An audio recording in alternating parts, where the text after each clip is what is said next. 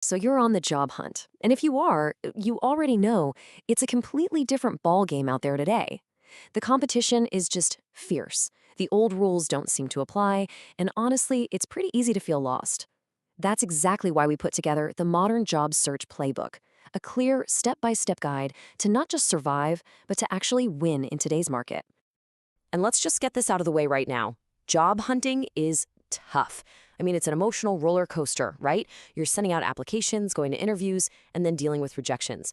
If you're feeling that pressure, trust me, you are not alone. It's a struggle for almost everyone, but having the right strategy is what makes all the difference. To really get a handle on the stakes here, we need to frame the modern job hunt for what it actually is. Research has a name for these kinds of high-stress, uncertain environments, and it's a really powerful way to think about what you're up against. And this whole idea of a danger zone, it's not just a cool phrase. It feels real, doesn't it? You're up against hundreds of other applicants for a single role. You're dealing with automated screening bots and just general economic uncertainty.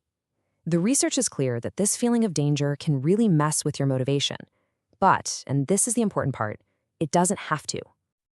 So if the world out there is the danger zone, how do you get ready on the inside? Well, it all starts with your mindset. Let's break down the 2 psychological tools you absolutely positively need to start working on today. First up is resilience. Now, really pay attention to this definition.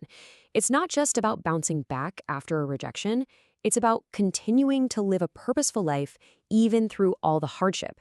It's about finding meaning even when things get tough. Okay, so that's a great concept, right? But what does it actually do for you when you get that dreaded rejection email for a job you were really excited about? Think of resilience like a psychological shield. It's not going to stop those rejection emails from hitting your inbox, but it softens the blow. It keeps you from spiraling into negativity. In fact, what's really interesting is that research shows resilient people don't just survive this stuff, they often thrive because of it. They find new strengths they never knew they had. Okay, tool number 2 is something called self-efficacy. And in simple terms, it's that deep down belief that you've got what it takes. It's your personal confidence in your own skills and your own ability to succeed.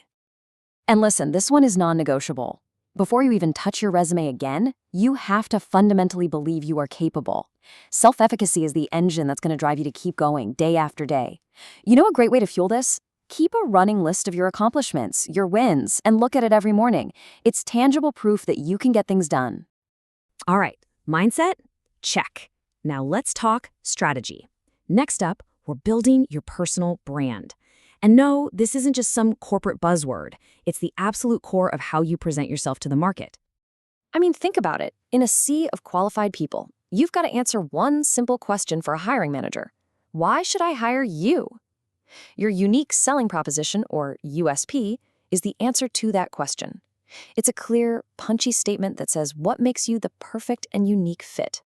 Not sure what your USP is? No problem. Use this checklist right here as your guide. What's your real specific expertise? What are your credentials? Who are you trying to work for? And here's the big one. What specific problems can you walk in and solve for them? Answering these questions, well, that is how you build your brand. And from this point forward, I want you to remember this. Every single thing you create, your LinkedIn profile, your cover letter, all of it, is a piece of marketing material for your brand. That resume of yours, it's not a history book. It's a sales brochure, and you're the product. Mindset, check. Brand, check. Now for the really fun part, the action plan. Let's get into the nitty-gritty, the daily habits that are actually going to move the needle and get you results. So what's with the number 510? Simple. That's your daily target for job applications. If you've got a job now, try to aim for 5 a day. If you're unemployed and this is your full-time job, you got to double it, 10 a day. Look, it's a numbers game, and you have to be in it to win it. Now, here is a piece of strategy that could change everything for you.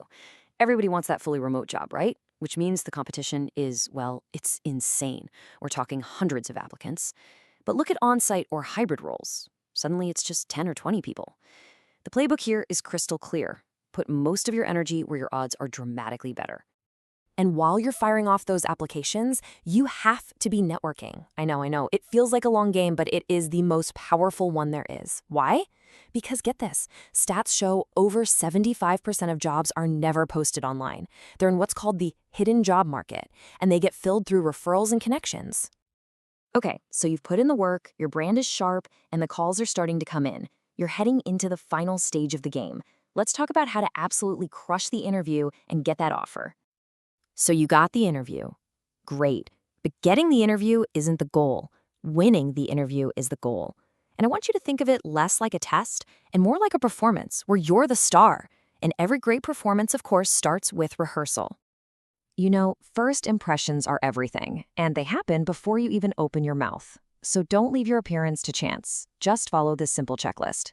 It's not about being flashy. It's about showing up as a serious professional candidate who respects the opportunity. Okay, this right here, this is basically the secret code to any interview. I'm serious. Whatever questions they throw at you, they're really just trying to get the answers to these 5 things. So prepare your stories and your answers around this framework. Know why you want this job, what problems you can solve, and what makes you unique. It's a game changer. And then once you've wowed them, you've shown your value, and they want you, the entire power dynamic flips. An offer isn't the end of the road, my friend. It's the start of the negotiation. That's your moment to make sure the job is right for you, both professionally and financially. When you boil it all down, it really comes back to this one idea. Hope is not a strategy. Success in today's job market doesn't just happen to people who wait around. It comes to those who are proactive, who are persistent, and who have a strategic plan every single day. So there you have it. We've gone through the mindset, the brand, the execution, and the finish line. Every tool you need is right here in this playbook. The only question left is, are you ready to get in the game and win?